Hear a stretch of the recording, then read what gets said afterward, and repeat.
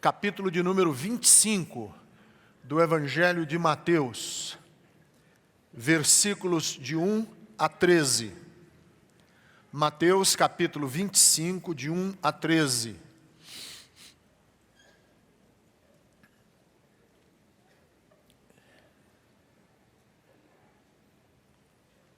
A parábola das 10 virgens. Antes de eu ler essa parábola, deixa eu só explicar o rito. Por que Jesus contou essa parábola? Tem um rito por detrás dela. Aqui no casamento, no Brasil,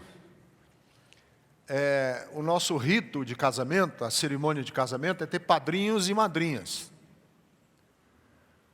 Todo casal brasileiro, quando vai casar, tem padrinhos e madrinhas. Geralmente o rapaz escolhe pessoas amigas, a noiva escolhe pessoas amigas, queridas, importantes, e o casal então tem os seus padrinhos que entram na cerimônia.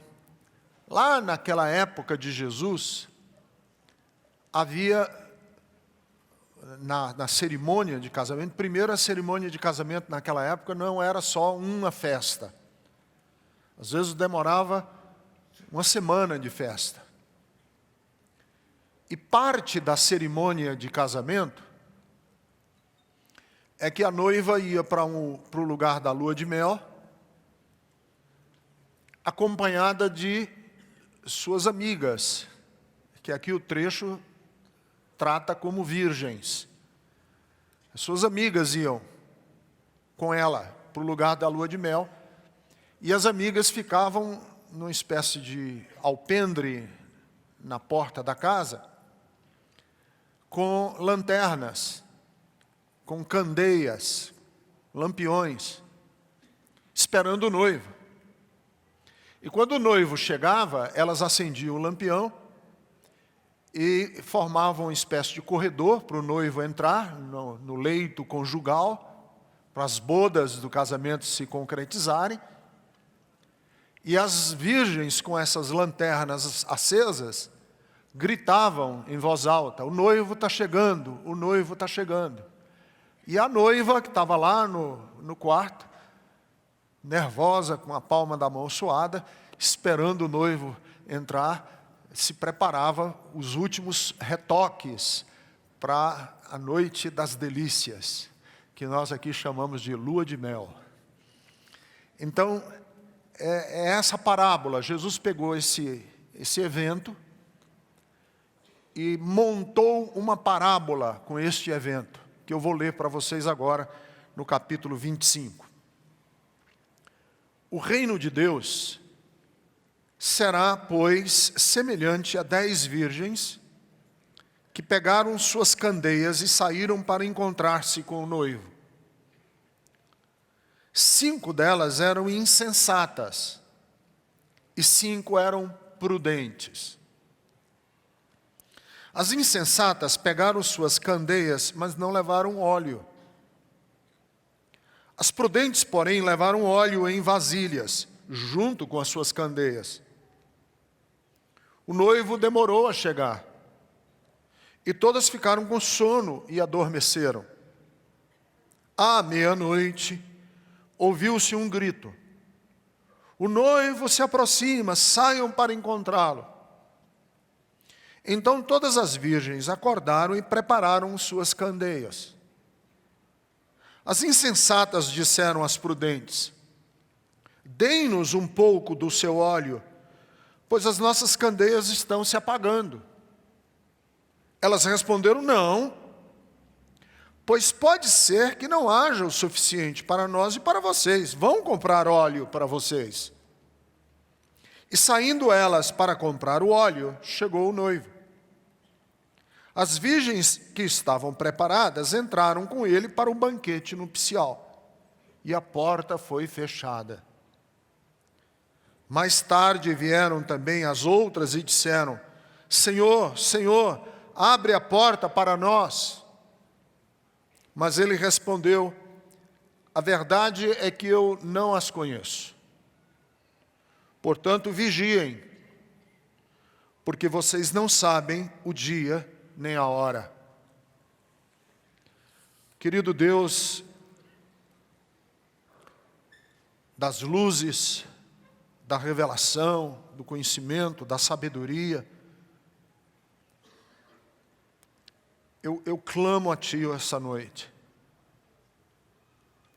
pela intercessão do Espírito Santo.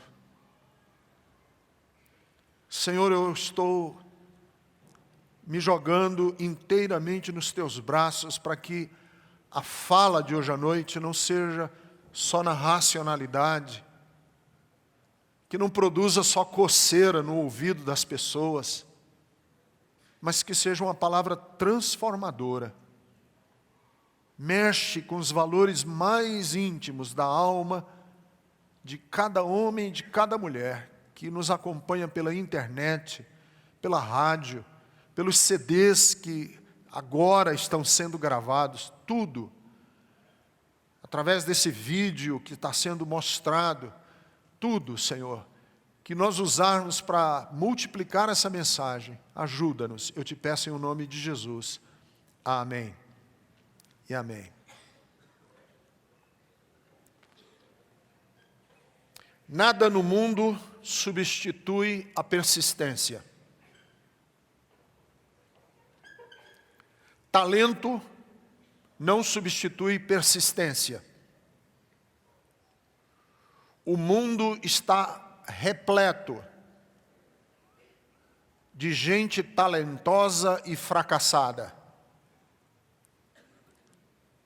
A genialidade não substitui a persistência. Quantos gênios já desceram no esgoto da irrelevância? Cultura não substitui a persistência. Gente que estudou muito e não deu em nada, encheria o estádio do Morumbi.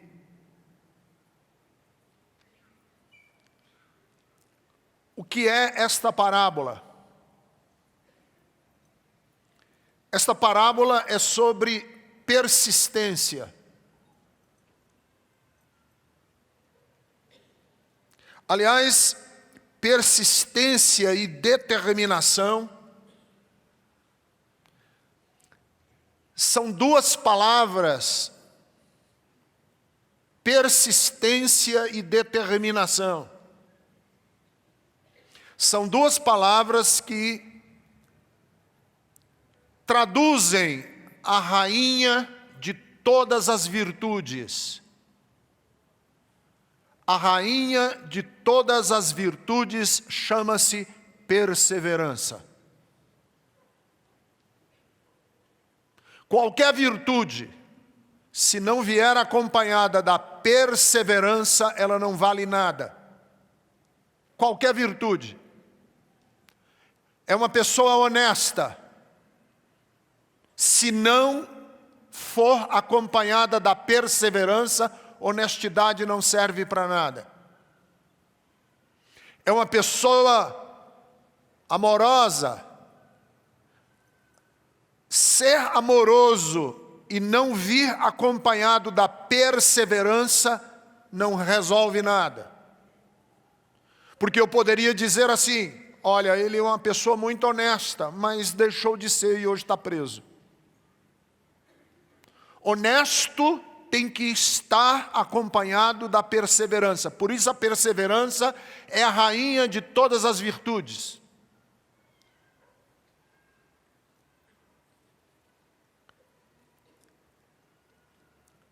E o que é que Jesus quer nos ensinar com essa parábola? Quer nos ensinar que existem duas categorias de virgens, de damas de honra, de amigas de uma noiva. Umas são prudentes e outras são loucas, nécias. Qual é a diferença entre a prudente e a louca? Qual é a diferença entre prudência e loucura? É que uma se preparou para perseverar e a outra não. A outra ficou no meio do caminho. A virgem prudente se preparou. Ela ia para o rito do casamento da amiga, levou a candeia, o lampião, e ela se preocupou. Se eu não levar óleo junto, vai acabar. E levou um vasilhame com óleo junto. A virgem louca, ou as virgens loucas, 5 delas, não levaram. Não se prepararam, dormiram e ficaram no meio do caminho. Quantas pessoas você conhece na sua vida que já ficou no meio do caminho? E ficou no meio do caminho no casamento, ficou no meio do caminho na profissão, ficou no meio do caminho na vida. Andou, mas chegou a um ponto que ele empacou, atolou. Não foi a lugar nenhum na vida. Que é uma expressão que nós brasileiros usamos, morreu na praia. Nadou e morreu na praia. E a primeira grande lição que essa parábola nos ensina é o seguinte: que se você não perseverar em qualquer virtude,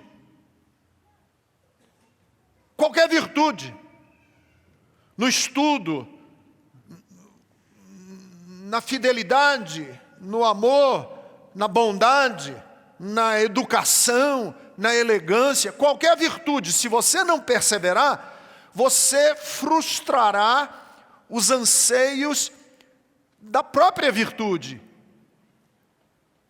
E o que Jesus quer nos ensinar é: não perseverar frustra a vida. Agora, não perseverar espiritualmente frustra o coração de Deus. Uma coisa é eu não perseverar em virtude.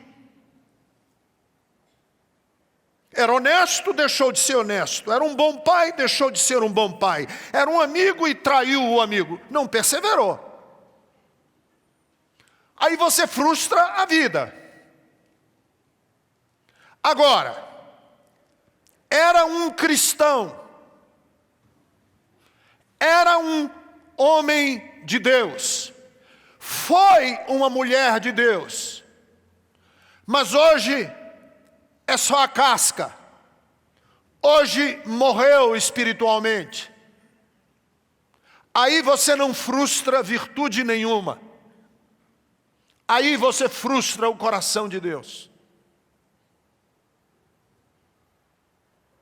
Vocês estão entendendo?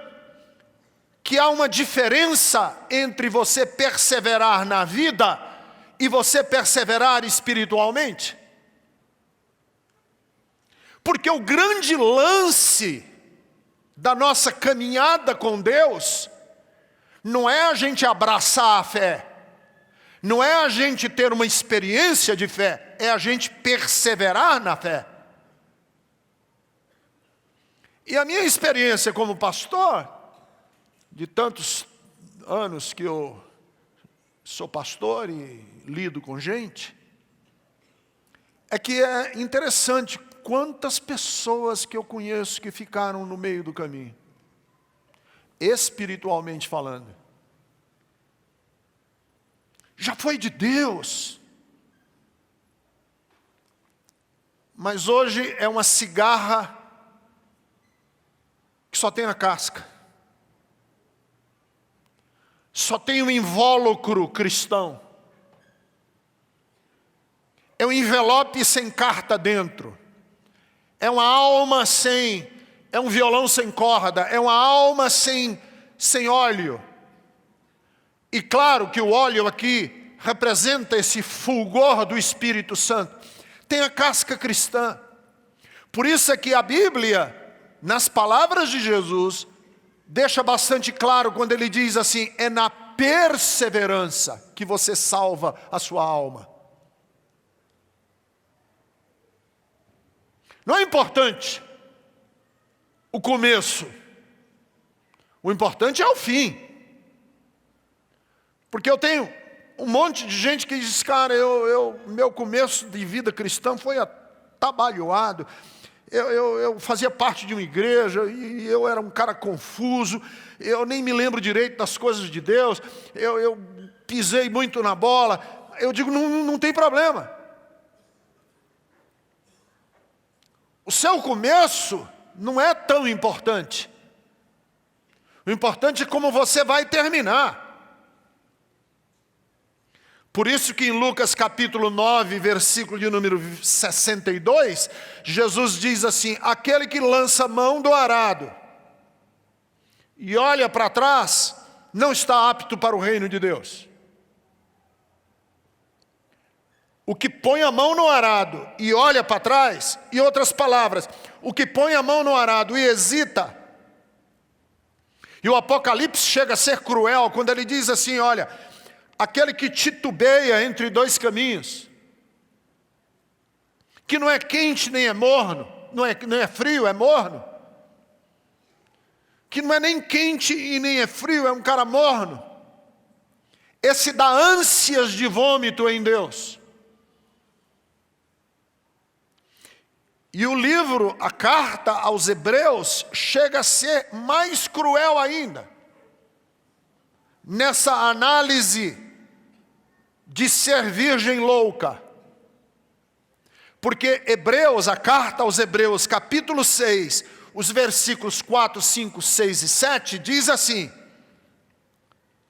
é impossível para os que uma vez foram iluminados, provaram o dom celestial, se fizeram participantes do Espírito Santo, provaram a boa palavra de Deus, as virtudes do século futuro, e recaíram, é impossível que eles sejam renovados para arrependimento.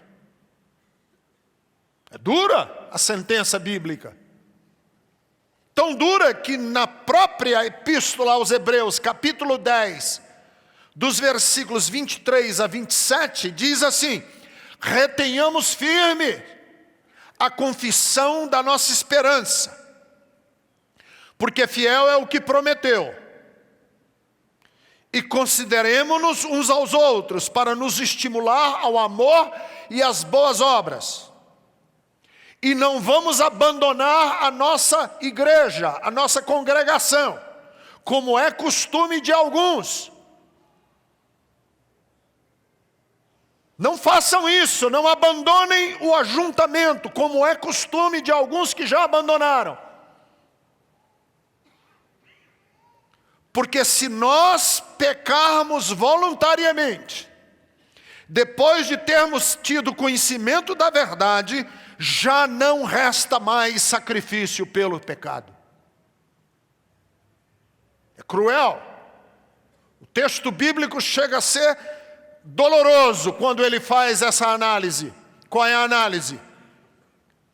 Que uma pessoa que não persevera, que abraça a causa de Cristo e deixa morrer na alma, ele está num estado pior do que o que nunca creu. O morno, a virgem que tem a lanterna, mas não tem óleo dentro da lanterna, está em um estado de alma pior do que aquele que nunca abraçou a causa do Evangelho. Por que, pastor Ricardo? Porque entre todos os desprezos, nenhum desprezo é tão cruel quanto o desprezo espiritual.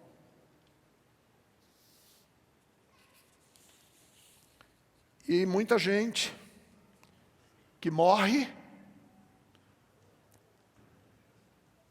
e quem aqui já teve uma relação que morreu, sabe que uma relação que morreu dentro da alma da gente é muito mais difícil de reaquecê-la do que o processo de amar. Muito mais difícil. Morreu. E eu conheço muita gente que morreu, espiritualmente está morto. Tem a casca, tem as doutrinas, fala direitinho, tudo quanto é de coisas espirituais, fala, mas está morto. Deixou morrer a alma, deixou o coração sem o óleo do Espírito Santo. Tem barulho, dá glória a Deus, aleluia. É reto na santa doutrina, mas está morto espiritualmente. E aí, às vezes eu olho para algumas pessoas e eu digo assim, cara, eu já te vi melhor. Eu já te conheci mais crente. Eu já fui testemunho do seu zelo. E ver-lhe assim, como essa virgem, sem o óleo de Deus na sua vida, é para mim uma decepção. Porque as nossas experiências passadas são sim importantes. Você diz, eu tenho experiências ricas no meu passado, pastor. Mas as nossas experiências do passado podem ser uma acusação contra nós. Sabe por quê? Porque para algumas pessoas eu olho para elas e digo assim, como é possível você estar num estado de tamanha indiferença, depois de tudo o que você já experimentou de Deus na sua vida? Como que você deixou esse estado de coisas tomar conta da sua alma? Como? E é muito interessante que aqui nesse texto, e também no Sermão da Montanha, são duas únicas vezes no Novo Testamento em que Jesus diz uma expressão dolorosa. Eu não os conheço. Nunca conheci você. Eu não conheço. No Sermão da Montanha, quando aquelas pessoas vão se aproximar dele e dizer, Senhor, em teu nome eu fiz milagres, em teu nome eu curei, Jesus vai dizer, mas eu nunca os conheci. E aqui no texto, quando as virgens batem na porta, porque a porta já se fechou para as bodas nupciais, e as que foram comprar o óleo chegam, a porta já está fechada, e elas batem, e elas ouvem lá de dentro, eu não conheço vocês. E eu acho que essa expressão eu não conheço é assim, eu não reconheço mais você. Eu já não lhe reconheço. Você mudou tanto. E o Pablo Neruda tem uma expressão em um dos poemas dele que eu acho lindíssima. O Pablo Neruda diz, poeta chileno, ganhador do Prêmio Nobel de Literatura, o Pablo Neruda diz assim, nada há mais triste do que um amor que morreu. Não há nada mais triste do que um amor que morreu. Morreu.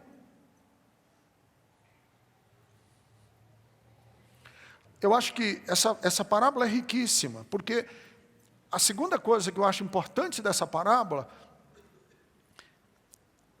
é sobre a ausência. Porque o texto diz que o noivo estava ausente e se demorou. O noivo estava ausente e demorou para voltar. E a grande lição dessa parábola, para mim, eu acho que de todas as coisas que eu vou falar hoje aqui, a grande lição dessa parábola é assim: nunca diga que você é fiel até que a sua fidelidade seja provada na ausência.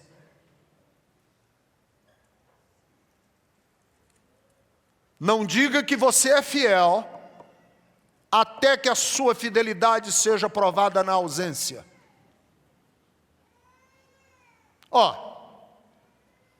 Ele é fiel, mas tem um Big Brother olhando para ele o tempo inteiro assim, Estou aqui te olhando, estou aqui te olhando, estou aqui te olhando, estou aqui. Aí é fácil ser fiel.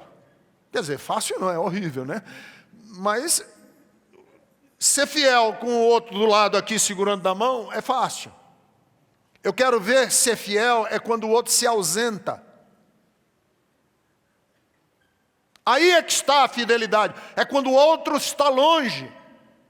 Não está ao alcance dos meus olhos. Ser fiel ao marido quando o marido não está perto.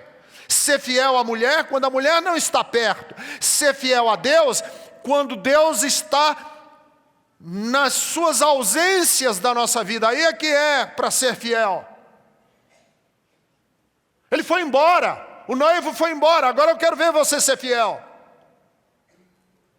Porque eu conheço muita gente que diz assim para mim: pastor, eu larguei as coisas de Deus. Eu digo, por quê? Não, porque na hora que eu mais precisei de Deus, Ele não me socorreu. Eu digo, agora, é nessa hora que eu queria ver você ser fiel. Ser fiel, Deus te socorrendo o tempo inteiro, aí é fácil, aí é uma baba. Eu quero ver ser fiel é quando você precisou, orou, pediu, esperou e não aconteceu. E você dizer, eu ainda assim serei fiel. Lembram dos 3 rapazes que foram jogados na fornalha de fogo no livro do profeta Daniel? Que o rei jogou os rapazes no fogo e antes do rei jogar no fogo, o rei desafiou os rapazes, Sadraque, Mesaque e Abidênego. O rei desafiou os rapazes e disse assim, olha, eu sou o rei e vou jogar vocês na fornalha de fogo. E eu quero saber quem é o Deus que pode te livrar da fornalha de fogo. Sabe o que foi que um deles respondeu? Saiba, majestade, que o nosso Deus é sim poderoso para nos livrar do fogo. Mas se Ele não nos livrar, ainda assim, saiba você que nós não vamos nos dobrar diante da sua imagem de escultura. Isso é fidelidade. Nós vamos queimar vivo lá dentro. Nós vamos arder, nós vamos morrer. Mas nós não vamos abandonar o meu Deus. Fidelidade é Jesus na cruz. Que sentiu e percebeu essa ausência. Eloi, Eloi, lama sabachthani. Crucificado, ele gritou aos céus, meu Deus, por que me abandonaste? Mas essa fala de Jesus não gerou nele infidelidade a Deus. Porque no próximo fôlego ele diz, mas em tuas mãos eu entrego o meu espírito. Fidelidade a gente só prova de verdade quando há silêncio. Quando há ausência. E aí a gente tem que ver até que ponto você consegue ser fiel.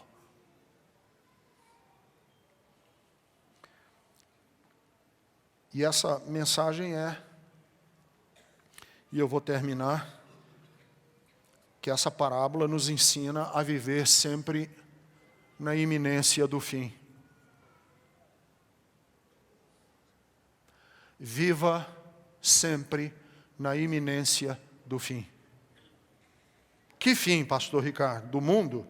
Viva na iminência do fim da sua vida.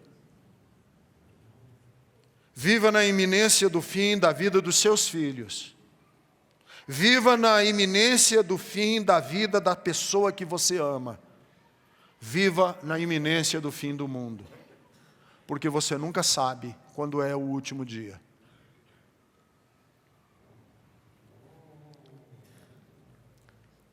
O que é essa parábola? É Jesus dizendo o seguinte: eu vou voltar, mas você não sabe quando. Você não sabe quando. Não sabe quando vai ser o último dia. Nem da sua vida, nem do mundo. Portanto, esteja preparado. Viva como se hoje fosse o último dia da sua relação com a sua mãe.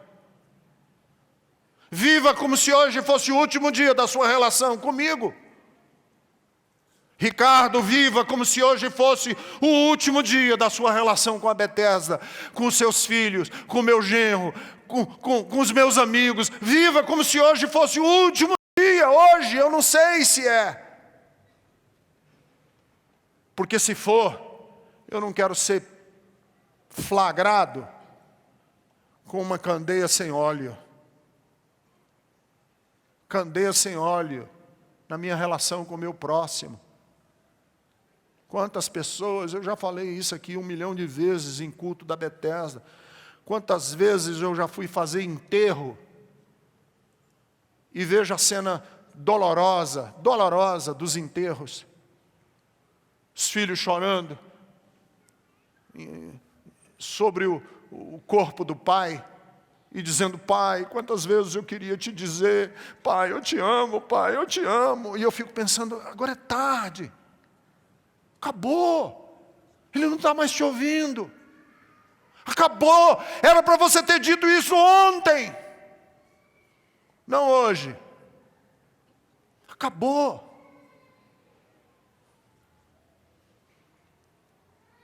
No meu tempo de vida, eu já vi pelo menos uns 5 profetas profetizarem o fim do mundo. Assim, eu sei que tem mais gente aí profetizando o fim do mundo, mas o ano passado teve uns 2 ou 3, não foi? Que o mundo vai acabar e o mundo vai acabar e tal. Era dezembro, não era em dezembro do ano passado, que o mundo ia acabar. E eu fiquei triste. Não que o mundo não acabou. Eu fiquei triste que a gente não está mais levando esses profetas a sério. Sério, eu acho que a gente tinha que levar esse povo a sério. Até esses doidos, a gente tinha que levar a sério. Porque se a gente levasse a sério, que o mundo ia acabar no dia 20 de dezembro, era 22, não me lembro. Se a gente tivesse levado a sério, aquela semana teria sido uma das semanas mais lindas da humanidade. Se a gente tivesse levado, é porque a gente não levou a sério. Nem eu, nem vocês. Mas se a gente levasse a sério, aquela semana as guerras teriam acabado. Naquela semana a gente teria celebrado mais reconciliações. Eu não me importo se esses profetas estão certos ou errados. Porque se a gente vivesse na iminência do fim, a gente valorizaria a vida. Sabe qual é o nosso problema? É que a gente acha que vai viver para sempre e todo mundo ao nosso redor vai viver para sempre. Mas as pessoas morrem.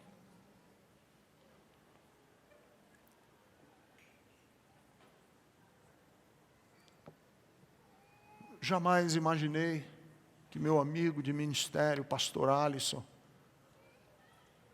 morreria como ele morreu, 47 anos de idade, novo. Nunca passou pela minha cabeça, eu achei que ele ia fazer o meu enterro.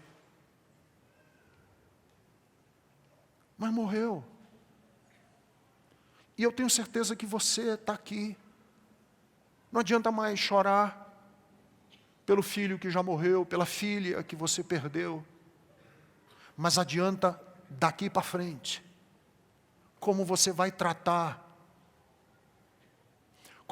se hoje fosse o último dia de vida seu, como é que você trataria? Os filhos que você tem, os seus parentes, os seus amigos, como é que você faria? Se você tivesse certeza absoluta de que hoje é o último dia. O problema é que nós vamos deixando as nossas lanternas sem óleo, sem óleo, sem óleo, sem óleo. Aí chega o dia e nós somos pegos, desprevenidos, com uma lanterna sem óleo. E vai acontecer o dia que nós vamos ter que enfrentar face a face o próprio Deus. E a Bíblia diz assim: prepara-te, ó Israel, para te encontrares com o teu Deus. Às vezes eu tremo. Falo, cara, qualquer dia desse eu vou estar diante de Deus. E com quê? Nas minhas mãos, desprevenido, sem óleo, uma vida espiritual seca, porque não me preparei para o evento mais importante da vida.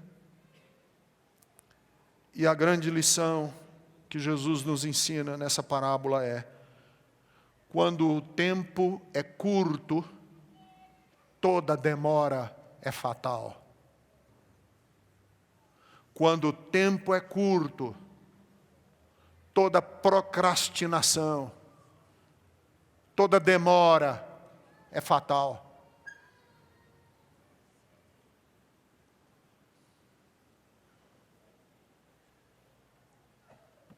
E o tempo nosso é curto. A vida é curta. A Bíblia usa várias e várias e várias metáforas para a nossa vida curta. Nós somos como um fôlego. Nós somos como aquela plantinha que dá no deserto, que floresce de manhã e seca à tarde. Nós somos como a neblina da manhã, em dias de inverno, que amanhece com o russo, e às 10 horas da tarde o sol já dissipou a neblina. Use a sua vida com sabedoria. Onde é que está indo a sua vida espiritual? Para onde você vai espiritualmente?